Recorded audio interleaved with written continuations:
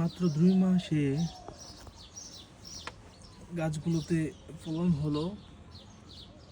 খুব ভালো লাগতেছে দেখে যে মরিচগুলো এত বড় বড় হয়ে গেছে।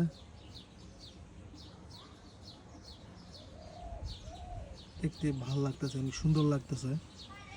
অনেকগুলো মরিচ দিচ্ছে, যদি জাল হয় তাহলে শুক্র আলহামদুলিল্লাহ। তাও ধরছে তো, শুক্র আলহামদুলিল্লাহ। অনেকগুলো মরিচ হয়েছে এখানে। এই গাছে বড় বড় হয়ে গেছে মোটামুটি। আর এখানে একটা পুদিনা গাছ লাগাইছিলাম, এটাও বড় হয়ে গেছে অনেক। পুদিনা পাতা অনেক খাইছি এটা থেকে।